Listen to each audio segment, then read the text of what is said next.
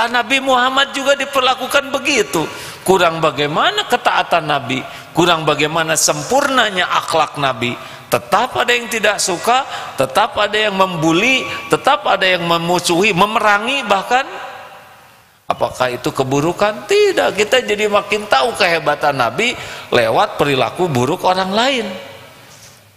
Ada kalanya seseorang tuh ketahuan indah kesabarannya ketika dia disakiti. Tanpa disakiti tidak kelihatan itu kesabarannya. Iya. Halo? Tidak ada yang lebih pahit dari berharapnya hati kepada kita. Allahumma ftah lana hikmataka ya Allah.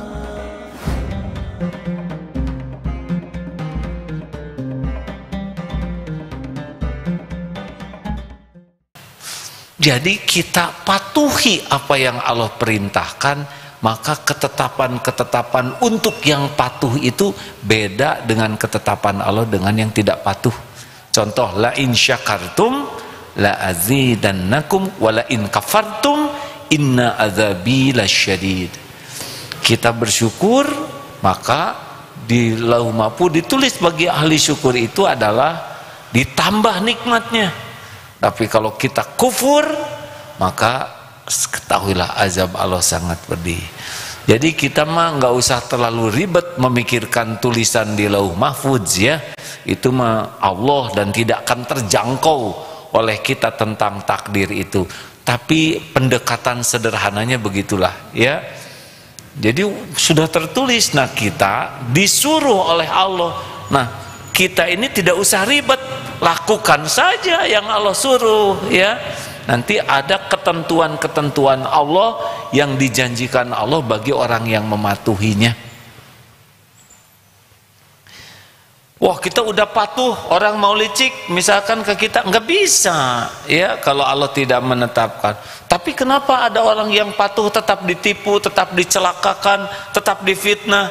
Loh, memangnya itu jelek? Itu cara Allah menggugurkan dosa dia, cara Allah mengangkat derajat dia. Jelek tuh versi nafsu, ya kan? Dihina jelek, difitnah jelek, dipermalukan jelek. Lah Nabi Muhammad juga diperlakukan begitu. Kurang bagaimana ketaatan Nabi, kurang bagaimana sempurnanya akhlak Nabi. Tetap ada yang tidak suka, tetap ada yang membuli, tetap ada yang memusuhi, memerangi bahkan. Apakah itu keburukan? Tidak, kita jadi makin tahu kehebatan Nabi lewat perilaku buruk orang lain. Ada kalanya seseorang tuh ketahuan indah kesabarannya ketika dia disakiti. Tanpa disakiti tidak kelihatan itu kesabarannya. Iya. Halo? Ada kalanya, maaf ini cerita saja ya.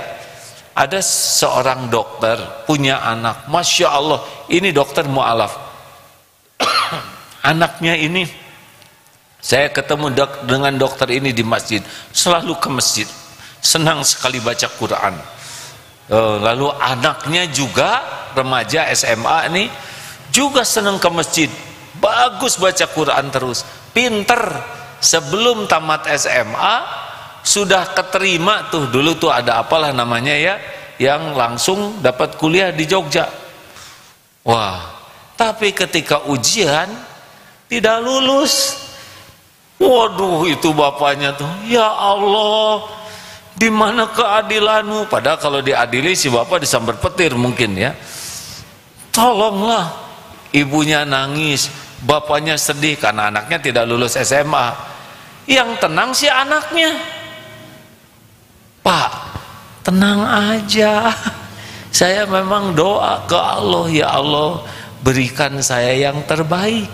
Bapak tahu saya belajar, saya juga berusaha ibadah, tapi sekarang saya tidak lulus. Pasti ada rahasia Allah, Pak. Akhirnya ketika penutupan itu yang namanya pisah-pisahan gitu itulah ya, diminta ini karena ini anak pintar ya. Lalu berkata begini, Bapak Ibu guru yang saya hormati, teman-teman sekalian, kurang lebih ya, karena bukan saya yang waktu itu ada di sana. Tapi saya dengar ceritanya, saya adalah satu-satunya yang tidak lulus ujian negara di sekolah ini. Saya mohon maaf. Tetapi saya berdoa kepada Allah, memang saya ingin diberikan yang terbaik.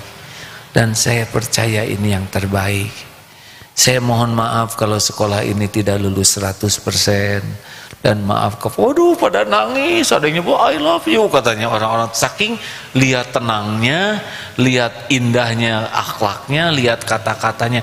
Gara-gara tidak lulus itu, maka setiap orang bisa melihat keindahan kesabarannya, ketenangannya, keyakinannya kepada Allah. Saya percaya pasti ada hikmah. Lalu dia ikut lagi ujian dan lulus normal kuliah ya. Tapi dibelokkan dikit sehingga ibu bapaknya tahu anaknya lebih sabar dari ibu bapaknya. Guru-gurunya tahu, sekarang kawan-kawannya tahu. Kata siapa enggak lulus merupakan keburukan. Ada caranya Allah untuk memperlihatkan kemuliaan seseorang. Halo? Kenapa saudara jadi ikut mikirnya? Ini kejadian sekitar tahun 89, luar biasa.